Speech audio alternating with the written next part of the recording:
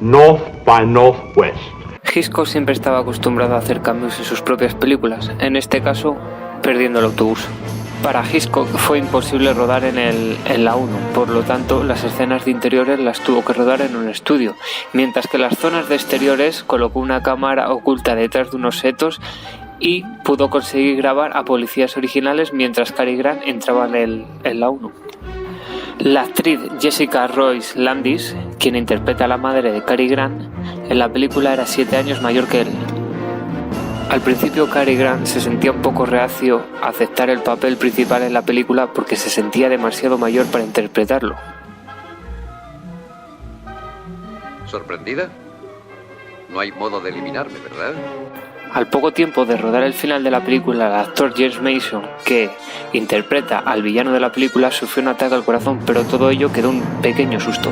Eva Maria Saint, la actriz principal, se quedó perpleja al descubrir que Cary Grant cobraba sus autógrafos a sus fans. Dios mío, ¿qué dice usted? El guión de la película está basado en 2 hechos reales. Uno de ellos fue el exilio de un profesor en la posguerra neoyorquina y el otro un grupo de secretarias británicas que trabajaban en Oriente Medio investigando a un agente secreto británico con el fin de engañar y despistar a los espías alemanes en la Segunda Guerra Mundial. Hitchcock casi nunca solía hablar con los actores. Cuando lo hacía era porque algo verdaderamente iba mal. Otro elemento indispensable de esta película es el MacGuffin. Es un elemento de suspense que hace que los personajes avancen en la trama, pero que no tiene mayor relevancia en la trama en sí, ya que hay 2 tipos, el personaje de Josh Kaplan, que no existe, y el hilo donde está dentro en microfilm. La ropa que el estudio proporcionó a Eva Maria Saint no era del agrado del director, así que ella y él se fueron juntos y se gastaron un dineral en ropa. Cary Grant decía que el diseño del vagón Pullman estaba tan mal hecho que el propio Hitchcock mandó a hacerlo inmediatamente otra vez porque decía que le faltaba glamour. Con delicadeza, guardia. Que soy un objeto de valor. Cállese.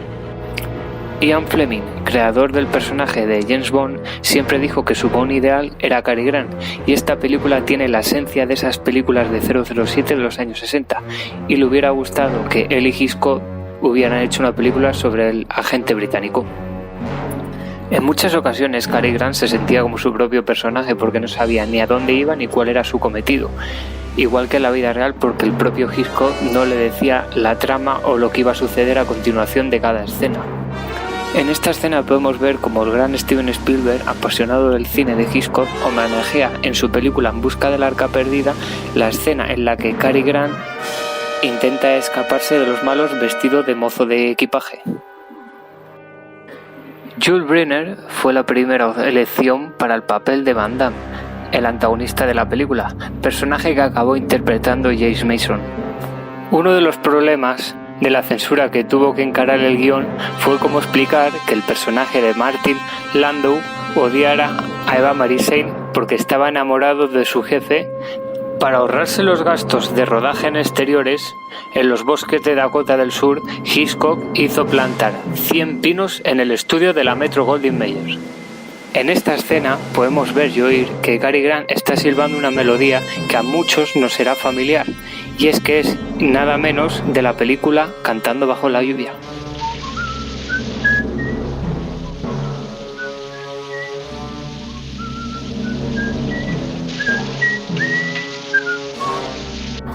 Siempre se ha dicho que James Stewart tenía prevalencia a la hora de interpretar algunos papeles protagonistas por la aceptación de Hitchcock más que nada, pero por culpa del fracaso comercial de Vértigo, debido a las escenas donde su rostro parecía demacrado y demasiado batido, la Metro-Goldwyn-Mayer quería a Gregory Peck, pero finalmente Hitchcock contrató a Cary Grant.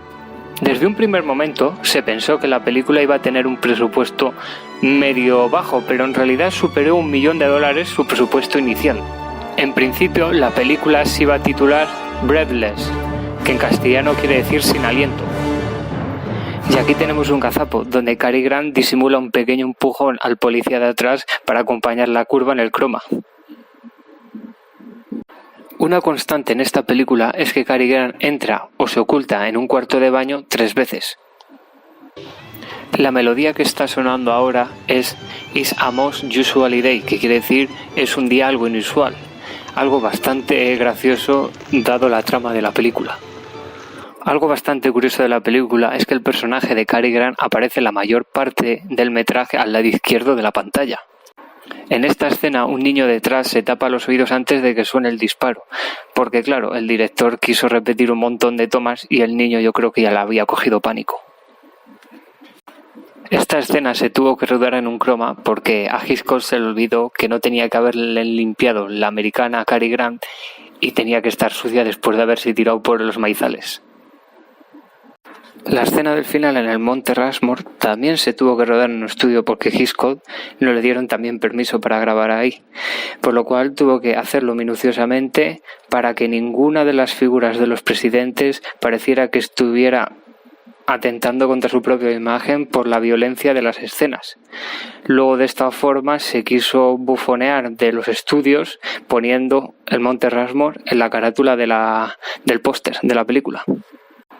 Uno de los borradores del guión decía que en la escena final los protagonistas iban a esconder dentro de la nariz de Lincoln e iban a ser descubiertos por un estornudo, y que encima el título de la película se iba a llamar El hombre en la nariz de Lincoln. Para poder lograr grabar este plano aéreo tuvieron que levantar una grúa de obra y subir todas las cámaras arriba. El problema era que cada cámara pesaba unos 100 y pico kilos y podían desestabilizar la grúa y hacer que se cayera. El plano final en el que el tren penetra en el túnel tiene una connotación sexual, pero los productores no se percataron en su momento, a lo que Hitchcock lo explicó diciendo: no hay símbolos sexuales con la muerte de los talones. Oh sí, uno. El último plano en el que el tren entra en el túnel, después de una cena de amor entre Cary Grant y Eva Marie Saint. Eso sí es un símbolo sexual, pero no se lo digas a nadie. Shh.